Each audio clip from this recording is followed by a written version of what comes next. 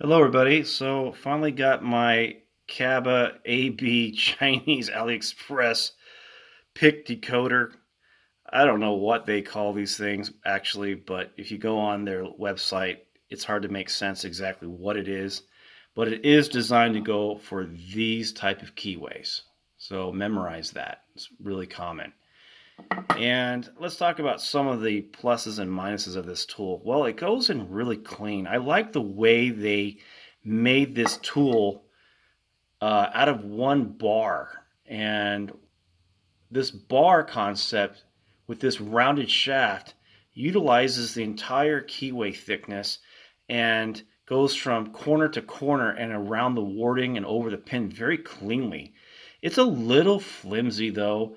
You look at the thicknesses, they're kind of like in the multi-pick range. You're looking at 0.045 inch on average, and in some cases 0.030 inch. I think the thickest measurement I measured was 0.049.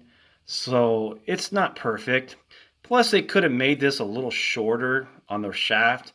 If you put this in here, there's no reason why this shaft has to be so long. In fact, when you put it in a lock, how much shaft are you really getting? I mean, take this. This has already been picked. I'll put this back in here. Let's see here. Oh yeah, right here. Lock that up. All this distance right here, from here to here, they didn't have to make the shaft that long. That being said, this works really good if you have a plug spinner on your door over the keyway. So they did obviously think about that. But there's really no reason why they had to make the shaft so long. And all that does is just weaken the material. Also, they made this flag too wide. Out of the box, it measured 0.130, and I had to take it down to 0.098, and I was able to pick a lock. The flag height is right. That came out to between, I'm going to say about 0.077 from the pin to the bottom of the flag. So that's right. They did a good job on that. And, it has a really nice feather touch when you're picking the pins. You cannot brute strength this tool, though. And perhaps that's one of the reasons why they did not put an arm on here like the SP103 or the SP100 as it's called, the sister tool that came out before this one. And maybe there's a reason because they don't want people breaking these things. It's obviously for a cost savings.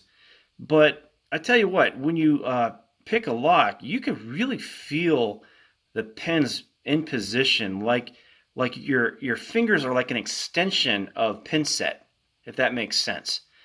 And you really have to go in with a feather touch. You cannot brute strength it. Just let the right amount of tension and let those pins just drop in with a nice feather touch. If you do that, you're going to be successful. Another good thing that they did here was these little lines.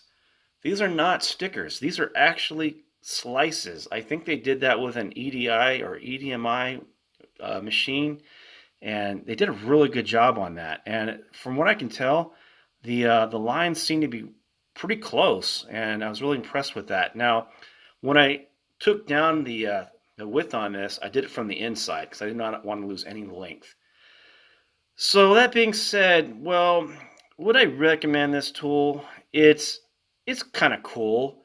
I like my tools better that I recently uploaded on YouTube. I think that this is a novelty. I don't think that this is the kind of tool that I would use every day. It's a toy. I'll be honest with you. There are tools that are far more superior than this, obviously, but for what it is, yeah, it gives you some decoding action. When the lock is picked, you can see the numbers, but when it's way over here, that's kind of hard to tell. But apparently, this second arrow is for the picked lock. That's what that means. Those two arrows, and this is for when you're picking. This first arrow, and it's a really good concept the way they did it. I had to hand it to the Chinese. They did a good job on that. The tolerances are still sloppy, but then again, you don't really need a lot of tight tolerances for these locks. What you don't want is the tool flexing all over the place. And from what I can tell, if you go in with a feather touch, you're not going to get too much pin slippage. But don't try to brute strength this tool. You're not going to be happy. It has a very strange, very soft feedback, not like you're going to get with some of my tools or with the SP100, the sister tool of this one. So yeah, it's worth buying for 20 bucks, but don't be totally impressed with it. It is what it is, and give it a shot. I think you guys would like playing with it. Thank you for watching today.